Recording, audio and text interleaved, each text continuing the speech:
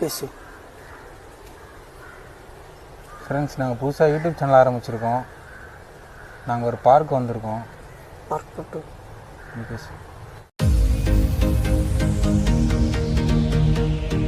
மறுபடியும் நம்ம சேனலுக்கு வந்தவங்களை நான் வரவேன். நீங்க இப்பதான் புதுசா வந்தீங்கன்னா எப்பயும் சொல்ற மாதிரி எல்லாரும் சொல்ற மாதிரி ஒரு சப்ஸ்கிரைபை தட்டி விட்டுட்டு ஒரு லைக்கை போட்டுட்டு போனீங்கன்னா அடுத்தடுத்து வீடியோ போறதுக்கு கொஞ்சம் மோட்டிவா இருக்கும். இதுக்கு முன்னாடி 2 படத்தை பத்தி நம்ம பேசியோம். ஒன்னு வந்து பேய் படம், இன்னொன்னு வந்து த்ரில்லர் படம். அடுத்து என்னடா படம் போறேன்னு யோசிச்சுக்கிட்டு இருந்தோம். போன படத்தை நம்ம எடிட்டர் ரெக்கமெண்ட் பண்ணா, சரி நாமளும் ஒண்ணு பண்ணுவோம்னு சொல்லி தான் இந்த படத்தை நான் ரெக்கமெண்ட். அடுத்து ஏதாச்சும் பேஸ்ட் ஆன் ட்ரூ ஸ்டோரி படத்தை போடலாம்னு நினைச்சிட்டு இருந்தோம். அதாவது உண்மை கதை. அப்படி யோசிச்சுட்டு இருக்கும் போதுதான் இந்த படம் கண்ணுக்கு பட்டுச்சு. அது மட்டும் இல்லைங்க, இது நம்மளுக்கு தேவையான ஒரு பெரிய மோட்டிவேஷன் படம். நாம ஒரு இலக்கடையிறதுக்கு எவ்வளவு பொறுமையா இருக்கணும், எவ்வளவு கஷ்டப்படணும், என்னென்னலாம் ஃபேஸ் பண்றோன்றத காட்டுற படம் தான்.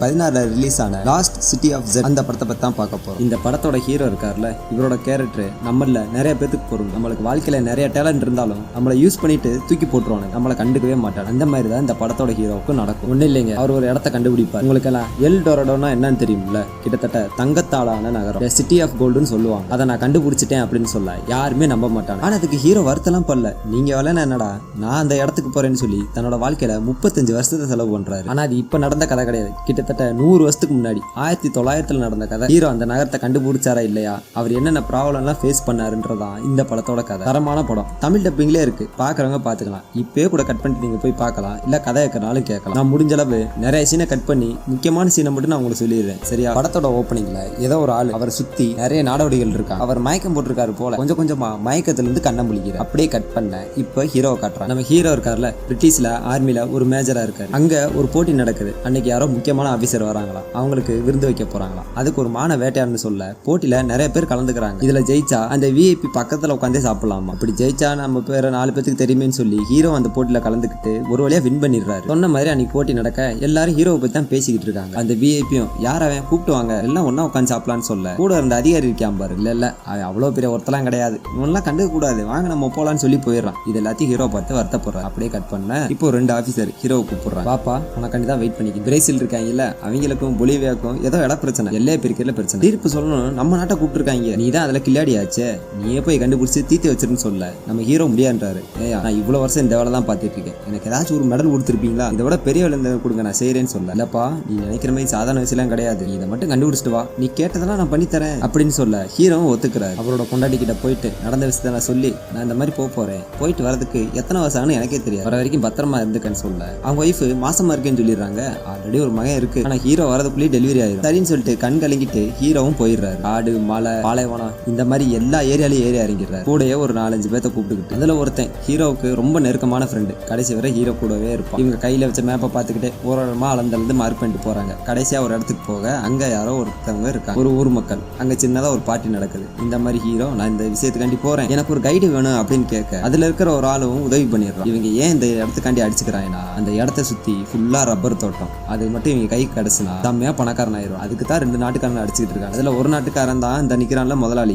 இவனும் சரி எங்க நாட்டுக்காண்டி ஹெல்ப் பண்ண வந்திருக்கீங்க, நான் உங்களுக்கு ஒரு ஆளை தரேன்னு சொல்லிட்டு ஒரு நாடோடியை கொடுக்குறான். அவனை தூக்கி போட்டு படகுல போட்டு ஆத்த கடந்து போறானுங்க. இந்த ஆத்தோட எல்லை இருக்குல்ல, அதுதான் இவங்க தேடி வரப்பாங்க. அதை இந்த பயலுக்கு தெரியுமான்னு கேட்டா இது தெரியுமே அப்படின்னு சொல்லிடுறான். அது போக கொஞ்ச நேரம் கழிச்சு உங்களுக்கு ஒரு விஷயம் தெரியுமா, இந்த மாதிரி தங்கத்தால ஆன நகரம் ஒன்று இருக்கு, அது அந்த ஆத்துக்கு அந்த பக்கம் இருக்கு, அங்க இன்னும் மக்கள் வாழ்ந்துகிட்டு இருக்காங்கன்னு சொல்ல ஹீரோ அதை கேப்சர் பண்ணிடுறாரு. இவங்க போற வழியில இடையில இருக்க நாடோடியெல்லாம் அட்டாக் பண்ணுவாங்க. எப்படியோ அங்க இருந்து தப்பிச்சு போயிடுறாங்க. ஒரு வழியா அந்த எல்லைக்கு போக அந்த நாடோடி எஸ்கேப் ஆயிடுறான். அவன் அவங்களோட கும்பலை தேடி போயிட்டு ஹீரோவும் சரி நம்மளுக்கு வழிகாட்டினான்ல, இதுவே பெரிய விஷயம், அவனை யாரும் தேடாதீங்க அப்படின்னு சொல்லிட்டு விட்டுறாரு. இப்ப இவங்க இந்த இடத்துக்கு வந்தாங்கல்ல, கிட்டத்தட்ட 2 வருஷம் டிராவல் பண்ணி வந்திருக்காங்க. சாப்பாடே கிடைக்கல, எல்லாம் கிறக்கத்துல இருக்க. வழக்கம் போல அந்த இடத்த அளந்து பார்த்துட்டு இருக்காங்க. அப்போ பின்னாடி ஏதோ ஒரு சவுண்டுக்கு அங்க ஒரு பண்ணி இருக்கு. அதை வேட்டையாடிட்டு அதை போய் தூக்கலான்னு பார்த்தா அங்க மக்கள் வாழ்ந்ததுக்கான அடையாளம் நிறைய இருக்கு. என்னடா இந்த இடத்துக்கு நாம தான் ஃபர்ஸ்ட் வந்தோம், இந்த இடத்தையே நாம தான் கண்டுபிடிச்சோம்னு நினைச்சா இங்க ஆல்ரெடி வாழ்ந்துருக்காங்க போலயே. அப்ப அதை சொன்ன மாதிரி எல்டரோட இங்கதான் பக்கத்துல இருக்குன்னு போயிடுவோம்னு ஹீரோ நினைக்க திடீர்னு அவங்க பின்னாடி ஒரு புலி வந்துருது. அதை பார்த்ததும் சட்டுப்புட்டுன்னு அந்த பண்ணியை தூக்கிட்டு கிளம்பிடுறாங்க. கிளம்பி நேரா நம்ம நாட்டுக்கு வந்துடுறாரு. அங்க வந்து பார்த்தா அவங்க பொண்டாட்டிக்கு புள்ளையும் பிறந்து மூத்த பையிலும் பெருசாயிட்டான். எல்லாரும் ஹீரோவை பாராட்டுறாங்க, கொண்டாடுறாங்க. ஹீரோவுக்கு சந்தோஷம் தாங்க முடியல. அதெல்லாம் முடிஞ்ச பிறகு ஒரு மீட்டிங்க போறாங்க. ஹீரோ நடந்த விஷயத்தை எல்லாத்தையும் சொல்றாரு. அதை பாதி பேர் நம்ப மாட்டாங்க. யோ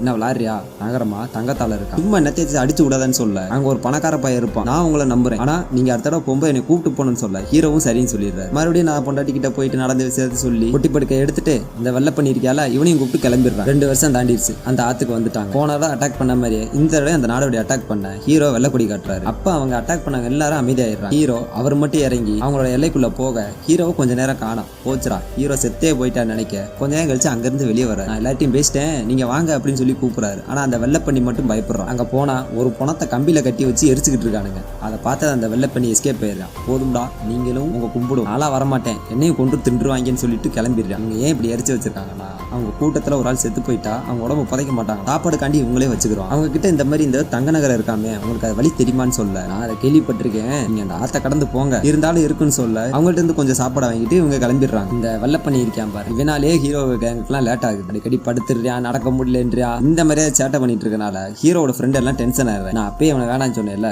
தேவையில்லாம அவனை கூப்பிட்டு வந்து இப்ப நமக்கு வேற லேட் ஆகுது அப்படின்னு அவன் டென்ஷன் ஆயிடுறேன். இவங்க கொஞ்ச நேரம் அந்த இடத்துல ரெஸ்ட போட்டுட்டு மறுபடியும் கிளம்ப ஆரம்பிக்கிறான். அந்த ஆத்துல பயங்கரமா வெள்ளம் வந்து அந்த வெள்ளப்பனியை டேய் நிக்காதரா உட்காரான்னு சொல்ல அவன் வேணும்னுக்கே எந்திரிச்சு நிக்கிறான். படகுல இருந்த சாப்பாடு எல்லாம் போயிருச்சு. இந்த வெள்ளப்பனிக்கு கால செமையா அடிபட்டுருச்சு. எப்படியோ தத்தளிச்சு இவனை கூப்பிட்டு வந்துடுறாங்க. அப்ப அந்த வெள்ளப்பனி என்ன சொல்றானா, இதுக்கு மேல என்னால வர முடியாதா, வாங்க எல்லாம் ரிட்டர்ன் போயிடலாம் அப்படின்னு அவன் கூப்பிடுறான். ஆனா ஹீரோ என்ன பண்றாரு, நாங்கெல்லாம் வர முடியாது, நீ வேணா போ, வேணா உனக்கு குதிரையும் நீ போற வரைக்கும் உனக்கு சாப்பாடு நாங்க தந்துடுறோம் அப்படின்னு சொல்லி அனுப்பிச்சு வச்சிடுறாரு. மறுபடியும் ஹீரோ அவங்களோட டிராவலை கண்டினியூ பண்ண கொஞ்ச தூரம் கழிச்சு பார்த்தா அங்க சாப்பாடே இல்ல.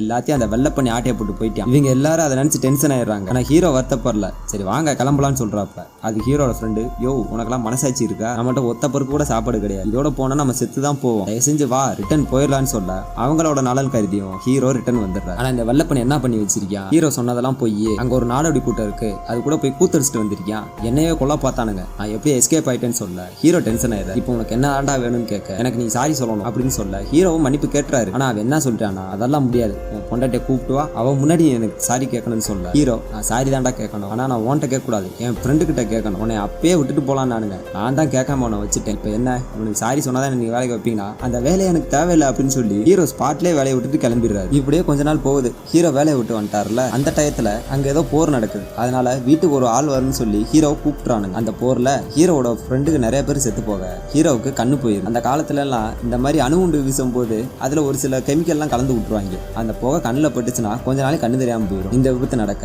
ஹீரோ அந்த ஊரை விட்டே காலி பண்ணி தனியா குடும்பத்தோட போயிடுறாரு. ஹீரோட மகனும் நல்லா பெருசாயிடுறாங்க. அவங்க யாருக்குமே தெரியாம இருக்காங்க. இப்படி வாழ்க்கை நல்லா போய்கிட்டு இருக்கு. கொஞ்ச நாள் கழிச்சு ஹீரோ இருந்த பழைய ஊர்ல இருந்து ஒரு ஆபீசர் வர, இந்த மாதிரி நீங்க கண்டுபிடிச்சது உண்மைன்னு சொல்றாங்க, அதை பார்த்து நம்ம நாட்டுல நிறைய இளைஞர்கள் சேர்ந்திருக்காங்க, இதுக்கெல்லாம் நீங்க தான் காரணம் அப்படின்னு சொல்லி பாராட்டிட்டு போயிடுறாங்க. அப்ப ஹீரோ தன்னோட மயங்கிட்ட வந்து நீ யாடா இப்படி பண்ண அப்படின்னு கேட்க, ஆமாப்பா நீங்க நிறைய கஷ்டப்பட்டிருக்கீங்க, எல்லாம் மத்தவங்களுக்கு தெரிய வேணாமா, இப்ப என்னப்பா அந்த இடத்துக்கு போன அவ்வளவுதானே, வாங்கப்பா நீங்கள் நானும் போலான்னு சொல்லிட்டு கிளம்புறான். ஹீரோவுக்கு சந்தோஷம் தாங்க முடியல. தன்னோட பொண்டாட்டியை எப்படியோ கன்வின்ஸ் பண்ணிடுறான். 2 பேரும் அந்த நாட்டோட மேஜர் கிட்ட போய் இந்த விஷயத்தை சொல்றாங்க. பாருங்க உண்மையிலே அந்த நகரம் இருக்கு, இந்த பாத்தீங்களா இந்த காம்பஸை நான் ரொம்ப நாளா யூஸ் பண்ணிக்கிட்டு இருக்கேன், சப்போஸ் நான் அந்த நகரத்தை ரீச் ஆயிட்டேன்னு வச்சுங்க, இந்த காம்பஸை நான் உங்களை கொடுத்து விடுறேன், இது வந்துருச்சுன்னா நான் அந்த நகரத்தை கண்டுபிடிச்சிட்டேன் அர்த்தம்னு சொல்லிட்டு ஹீரோ பெட்டி படிக்கத்துக்கிட்டு தான் மகனையும் கூப்பிட்டு கிளம்பிடுறாரு. வழக்கம் போல அந்த ஆர்த்தை கடந்து போன தடவை இவங்க ரீச் ஆன எல்லையை விட்டுட்டு ரொம்ப தூரம் போயிட்டாங்க. நிறைய வருஷம் ஆயிருது. அப்போ ஒரு நாடோடி கேங்கு ஹீரோவை துரத்திட்டு வருது. இவரும் தலைதறிச்சு ஓட ஆப்போசிட்ல இன்னொரு கேங் வந்து அவங்கள போட்டு தள்ளிட்டு ஹீரோவை கூட்டு போயிரு, வண்டி போட்டு ஹீரோ உட்கார வச்சிட்டான். அந்த மாதிரி ஹீரோ நடந்த விஷயத்தை எல்லாத்தையும் சொல்றாரு. அப்ப அவங்க என்ன பண்றாங்கன்னா ஹீரோவுக்கும் அவங்க மகனுக்கும் ஏதோ ஒரு தண்ணியை வாயில ஊத்தி விடுறாங்க. அவங்களும் பயந்துகிட்டே குடிக்கிறாங்க. அதை குடிச்சதும் கொஞ்சம் கொஞ்சமா மயங்குறாங்க. உங்களுக்கு ஞாபகம் இருக்கா, இன்ட்ரோல நான் சொல்லியிருந்தேன்ல, இந்த மாதிரி சுத்தி நாடோடிகள் இருக்க மயக்கத்துல இருந்து ஹீரோ கண்ணு முழிக்கிறார். அந்த சீன் தான் என்ன நடந்திருக்கு. ஹீரோ அந்த தங்க நகரத்துக்கு வந்து சேர்ந்துட்டார். அப்படியே கட் பண்ணி இப்போ பிரிட்டிஷ் நாட்டை காட்டுறாங்க. இவங்க போய் பல வருஷம் ஆனதுனால ஹீரோவும் அவங்க மகனும் செத்து போயிட்டான்னு அறிவிச்சிருக்காங்க. ஆனா அப்ப ஹீரோட பொண்டாட்டி வேகமா ஓடி வராங்க. மாதிரி ஒருத்தர் வந்து என் புருஷன் கொடுக்க சொன்னாரு, அதுவும் உங்கள்கிட்ட ஸ்பெசிஃபிக்கா கொடுக்க சொன்னாருன்னு சொல்ல அதை வாங்கி பார்த்தா ஹீரோ ஒரு காம்பஸ் காட்டினார்ல, அதை பார்த்தது அந்த ஆள் சாக்காயிரும். அந்த தங்க நேரத்தை கண்டே பிடிச்சிட்டாருன்னு கன்ஃபார்மும் பண்ணிட்டாரு. அப்படியே படத்தை முடிக்கிறான். ஆனா ஹீரோவுக்கு என்ன ஆச்சுன்னு கடைசி வரைக்கும் சொல்லல. சரி, அடுத்த ஒரு நல்ல வீடியோல உங்களை சந்திக்கிறேன்.